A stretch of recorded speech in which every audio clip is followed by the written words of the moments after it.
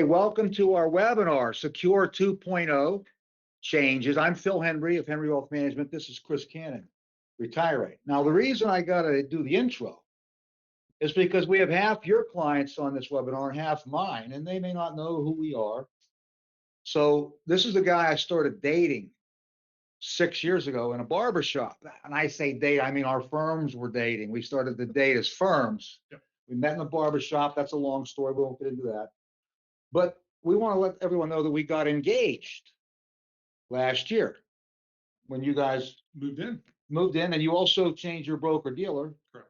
to Kestra. So now we're both with Kestra. Yep. And we're in this beautiful, and we like this painting that you brought when you moved in with. So that was part of the reason we wanted you.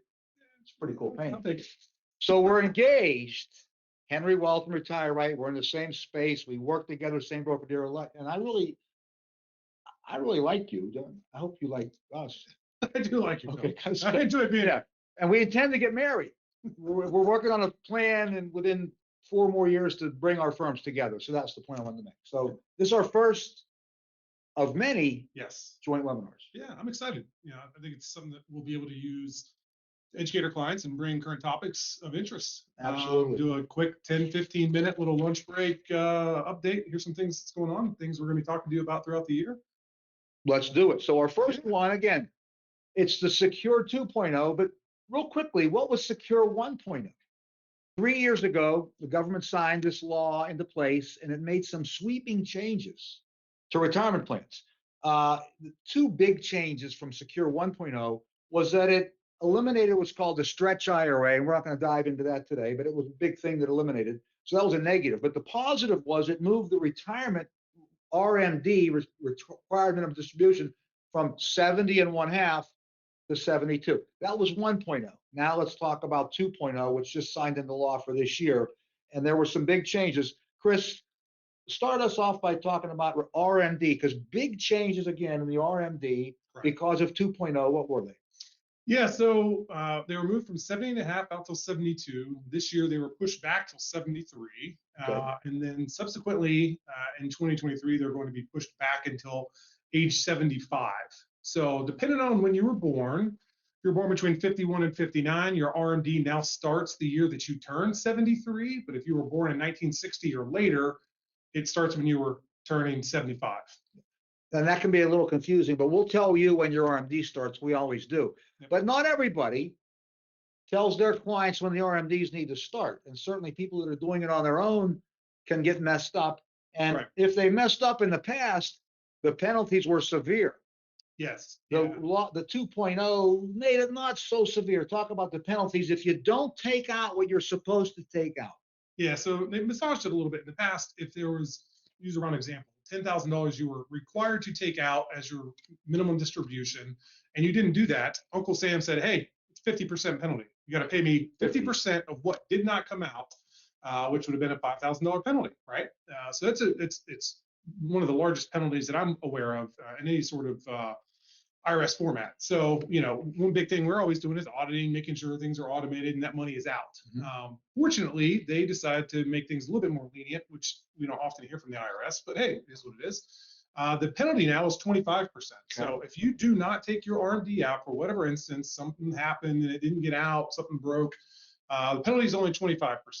But furthering that, they now allow you, if you still made that mistake, you have 2 years post the day it was supposed to come out, if you get it out, to only have a penalty of 10%. Okay, good. So big change, but that's not going to apply to your good people or ours. No. We're on top of this, but some people are going to drop the ball, and at least the penalties are a little bit lower. And one more thing about RMDs now, and this isn't a fun topic, but we have 2 spouses and one of them passes. Yeah, so this is tends to be a pretty complex subject and unique to certain circumstances. The big takeaway that we'll touch on here are Secure 2.0 has changed the way that spouses can take over retirement assets from their deceased spouse. There's some really unique planning opportunities, whether your spouse is older or younger, if you both are under age 59 and a half. The big thing here is, without getting super into the weeds, is if you have a spouse that is lost and they have retirement assets, we need to talk to you before we or you make any decisions with those retirement accounts. Same thing for family members. You can make decisions that irrevocably harm your ability to touch assets without a penalty. So it's very, very important that your unique situation is examined. We look at your family structure, we look at your liquidity needs, and understand where your money's coming from before you either take that IRA over, you inherit that IRA, you assume it. There's a lot of details there. Big thing is spouse passes, or you have a relative whose spouse passes, we got to talk to you. It's vitally important that you make the right decision, because whatever decision you make is pretty much permanent, and we don't want to lose that flexibility. Sure. Okay. So it's a big deal. Very big deal. So 4 points we wanted to make today. The first point was RMDs. We just talked about the RMDs. Let's get into the second area. 529 plans, a pretty cool provision with 529 plans, and I'll tee this up and you can answer it. So you're a parent, you're a grandparent, you set up a 529 for your child, your grandchild, and 15 years goes by, and that's not a long time, because you might be the kid's 5 years old, 15 years, they're 20, they're finishing up college. Yeah. Okay. And there's money left in the plan. Why? Because Johnny got a scholarship. Susie finished in 3 years instead of 4. Got promoted at work. Yeah, right. So there's money left in the 529 plan. In the old rules, what are we going to do with that 529 plan? We're going to, use it for another kid. We're going to cash it out, pay a penalty. But now we have a new provision that Chris is going to explain. I love it. So one theme that you're going to hear about today is what I kind of dubbed the Rothification of retirement accounts. And I'll kind of go back to Phil's earlier point about the changes from Secure 1.0 to 2.0. Secure 1.0 eliminated the stretch IRA, which brought in tax dollars to, and these Secure 1.0 and 2.0 are always put around budgetary times and budget passing. So the elimination of that stretch helped bring in some dollars to help them meet their budget needs. This Secure 2.0 had a big thematic process of what I call the Rothification, which drives dollars today. And I'm okay with that. I'm a big, big proponent of Roth anything, right? So, two key things I always tell our clients: pay taxes on the seed and not the harvest. Pay taxes today and never again. They created a really cool opportunity, which hadn't been discussed at all and kind of came out of left field, was the ability to take those excess 529 accounts and move them over to a Roth IRA. And that's a Roth IRA for the student, not the parent. That is a Roth IRA for the student. There's some nuances to it, and the devil's in the details there, but some key items. There's a $35,000 lifetime limit that can be transferred over. The transfers over from the 529 into the Roth IRA cannot exceed the annual contribution limit, which is $6,500. The student has to have earnings, or the beneficiary has to have earnings. So if they're cutting grass or working at a bar or whatever, as long as they have earnings equivalent to $6,500, you can make that contribution. The contributions have to have been in there for 5 years. And this is kind of the kicker. It requires a little bit of planning. That 529 has to have been open for 15 years. Mm-hmm. So if you've got grandchildren, if you have children, and you think this might be a good way to help gift, you probably want to get a 529 open, started with something, kind of get that clock ticking, just so that you have that opportunity down the road. So it's a pretty unique. Yeah. So they graduate from college, there's money left over maybe a period of 6 years, you could move $35,000 from this 529 that can stay open, over to the Roth. Yep. And then they let that thing grow. And now I'm going to quiz you. So let's just say we get this $35,000 over. Yep. And now we have 40 years of growth at 7%. Sure. Hurry up, do the math. What's that going to be worth? 525,000 approximately. Did you know that in advance? Yeah, absolutely. There's no way I can do that in my head. So that's I'm the calculator generation. That's a big number. 30,000, 35 grows to 500 over a 40-year period. So big point. We'll be talking with you about this as it applies. Hey, that's the third point was now, and everybody might live in this point if you're still working. Increased catch-up contributions, CATCH, catch-up contributions. Let's talk about that in 2023. Everybody in a 401k plan, I don't care what your age is, can now put in $22,500 per year. That goes up a little bit every few years. It goes up. And if you're over 50, you can put another $6,500 in for a total of $30,000. Okay. Right. Now the thing here is, Chris, there was kind of sporadic about when the contribution would go up, when the catch-up provision would go up. It would be locked in for 2, 3 years, and it would bump a little bit. Yep. The new Secure 2.0 does what for these It contributions? starts indexing for inflation, those contributions, so that we know every given year, like last year when inflation was really high and the Social Security COLA was 8.9%, this is going to get bumped up 8.9% as well. Right. So we're going to have that amount bumped up every single year. And the same thing applies to the traditional and Roth IRAs, which are 6,500 plus the catch up of 1,000. There is one other unique instance that, again, no idea why they carved this out, but starting in 2025, if you are age 60 through 63, not 64, I don't know why, but 60 through 63, your catch-up contribution is $10,000, not $6,500. Not quite sure what happens when you turn 64 that you can't do, you have to go back down to 6,500, but nonetheless, there's some extra money. So for 3 years, you can push some more in at the very end. Maybe the kids are gone and a little more disposable income. Absolutely. Let's just jack it up at the end. So Absolutely. these are very good changes as it relates to employer plans. Let's talk about, there's another. Well, one other small thing on that too. If you were doing that catch-up contribution starting in 2024, and this goes back to my Rothification comment, and your income is north of $145,000, that catch-up contribution has to be made in Roth dollars. So you're seeing the theme here. Uncle Sam is giving this awesome benefit to utilize the Roth dollars, but you got to pay the taxes now. So they want the money now. They need to help meet their budget. They spent a ton of money over the last couple of years. Hey, that's fine. We'll take it. We'll put the money in the Roth. We'll let it cook for however long. Take it out totally tax-free down the road. Okay. So, hey, we're coming to our fourth point. Again, RMDs was the first point. Changes to 529s because of the Secure 2.0. Second point. Third point, increased catch-up contributions. And here comes our last point. Changes to employer-sponsored retirement plans. And we're going to talk about a couple little points in there. Let's first talk about, and this is pretty cool if you have, I got a daughter who's going to start paying some school loans back. Dad's going to help her. But my daughter, she'll hate me if I tell Elizabeth, and she works at Topgolf, but she won't watch this webinar, so I'm okay.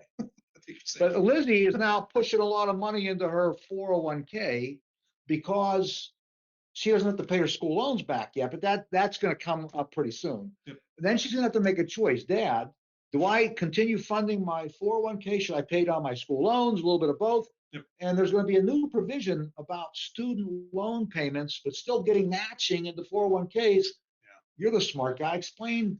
Yeah. So previously you had to make a decision, right? There's only so many dollars coming in. You're starting out. Your income's somewhat limited, and you want to save for the future, but you have this debt that you need to take care of. Now this is plan specific.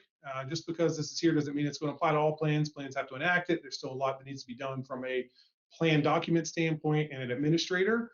But effectively, you can start making loan payments over to your student loans and still get the matching contribution from your employer, meaning you can pay down these loans and not miss out on that 4 or 5 or 3%, whatever that employer match is.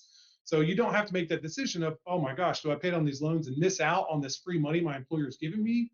And I don't need to tell anyone here, the secret sauce to investing is time. If you're starting out at 22 or 23 and you're missing 3, 4, or 5% of your salary working for you for 40 or 50 years, that's a big deal, right? So allowing these student loan contributions to count as if it were a contribution to the account, getting the matching contribution is a big deal for some of these young folks. Really big. So now listen, I don't want you to think I left my daughter high and dry. 5 kids. Okay. We take care of the lion's share of college, but we want skin in the game. So they all have a little bit of loans, and then they're going to pay those back because I paid $87.18 for 10 years when I graduated from IUP 40 years ago. It's a steal. Isn't that something? 87.18 burned into my head. I want something burned into their head that they helped get to their future. Now, a last point. We have, and I know you do, a lot of employer-sponsored retirement plans, simple or SEP plans. A lot of our commercial real estate people, they run their own one employee 1099, and they've always had SEP plans. Okay, but there's a big change now with simple or SEP plans starting this year. You could continue to do the pre-tax way you've been doing, take the tax deduction, or Yep. what does the Secure 2.0 give us? Yeah, you can now do Roth contributions to the SEP and the Simple, Okay. right? So very big deal for folks that are self-employed, that have a high level of income and want to contribute more to a retirement account than the 6,500 or 7,500 they're allotted from the IRA. So one thing we've never really understood is why the 401k has such higher contribution limits than the IRAs. So in the past, you're kind of left with a Simple or a SEP, which can have higher levels. Now you have the ability to do those Roth dollars in those accounts at higher levels, which can be upwards of 40, 50, sometimes $60,000. And we will talk to all of our clients about this. Some of them want the tax deduction. They're making big money. They're putting maximum in, and that's fine. Yep. And some are going to jump on the Roth, and we're going to say, let's see what your accountant says. That's going to be, that's part of the decision. So, hey, listen, guess what? We talked about RMD changes because of 2.0. Yep. We talked about 529 changes. We talked about increased catch-up. We talked about employer-sponsored plans. Yeah. One last thing on the employer-sponsored plans that I had highlighted here that we didn't touch on is the employer can potentially make their matching contributions in Roth dollars. So I think we're going to start seeing that pop up here, and maybe not right away, but in the next couple of years. So something we want to be aware of through your employers if you're still working, and be diligent of making sure that you're getting the best you can. Right. Absolutely. Best use of those assets. So lots of Roth opportunities. I'm a big fan of the Roths. Love them. I put everything away that way. Encourage a lot of people if it makes sense to do so. So Uncle Sam is strapped for cash. I need money now. Hey, that's to our benefit. We're going to get to use those dollars. Let them invest, grow tax-free, and come out tax-free. And Chris, and why Chris says that is when we contribute to the Roth, you're using after-tax dollars to do so. Yep. So they're getting their tax revenue now, but you're getting a account that's going to be tax-free then forever. Correct. So we talked about those 4 areas. Now, a couple little points here. You might have a question. You might have a comment. Hey, all my people know my email, and all your people know your email. Yep. So email us questions. We want to get back to you. Secondly, we're going to send this replay out. And within a few days, we'll have a replay because a lot of people couldn't make this webinar but wanted to see the replay.